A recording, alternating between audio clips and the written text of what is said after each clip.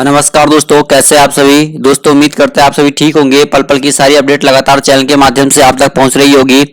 देख सकते हैं दोस्तों, एक बड़ी अपडेट सामने उभर के आपकी स्क्रीन पर दिखाई दे रही होगी यहाँ पे कि बीपीएससी टीचर रिक्रूटमेंट बिहार शिक्षक बहाली 2023 पर कोर्ट में फंसी नीतीश सरकार। इन 7 पॉइंट से मिल सकती है अभ्यर्थियों को राहत। तो ये 7 पॉइंट्स ऐसे होंगे जिससे कि शिक्षक अभ्यर्थियों को राहत जो है वो मिल सकती है। बीपीएससी टीचर रिक्रूटमेंट बिहार शिक्षक बहाली जो है नियमावली, 7 ये कमियां हैं जिससे कि पटना हाई कोर्ट में ये नियमावली फंसती हुई नजर आ रही है। वो 7 कमियां कौन सी है हम देख लेते हैं कि इन 7 कमियों के द्वारा कैसे ये नियमावली फंसती हुई नजर आ रही है।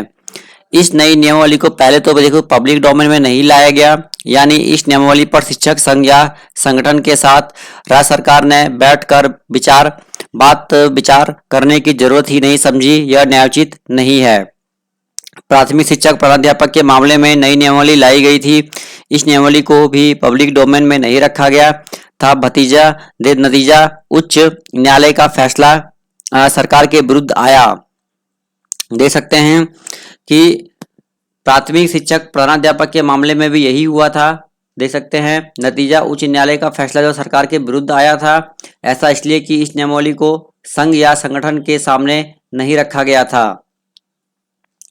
आगे देखिए, वर्ष 2011 के बाद एसटीटी की परीक्षा नहीं हुई है। इसे नए लोगों की हकमारी बताया जा रहा है। और भी कई सारी बातें हैं। बीपीएससी में से जो भी परीक्षा होती है उसका जो पे ग्रेड है वो 6,500 रुपये है। यह लेवल 8 की परीक्षा होती है, पर शिक्षकों की बहाली को लेकर यह पे ग्रेड नहीं है। जब भी कोई नई नियमावली बनती है तो पुराने शिक्षक को एडजस्ट किया जाता है या 50% रिक्तियां इसके लिए सुरक्षित रखी जाती है, लेकिन इस नियमावली में यह प्रावधान नहीं है। वर्ष 2011 के बाद एसटीटी की परीक्षा नहीं हुई। इसे नए लोगों की हकमारी बताया जा रहा है, खासकर कला संकाय के शिक्षकों की। तो देख सकते हैं दोस्तों, स्पष्ट रूप से कई सारी कमियां जो है वो सामने अब उभर के आ रही हैं।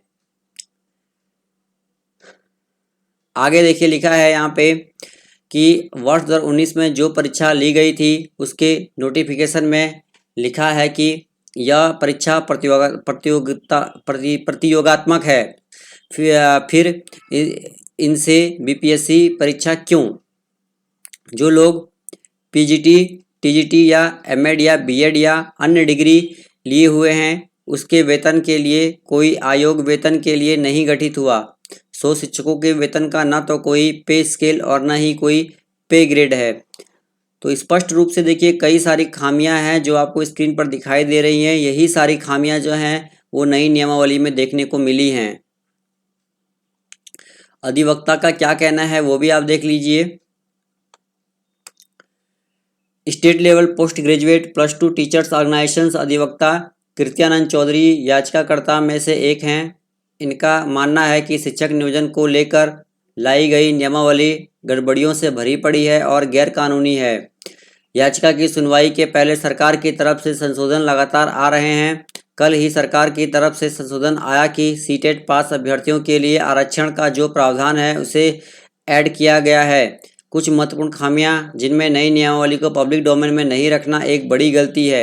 एक उदाहरण भी है, पिछले दिनों प्रधानाध्यापक की नई नियमावली को इसलिए ही रद्द किया गया था और लालू प्रसाद यादव के टाइम पे भी ऐसा ही कुछ हुआ था। देखिए लिखा है, तब भी अनट्रेड टीचर की बहाली की नई नियमावली रद्द की गई थी।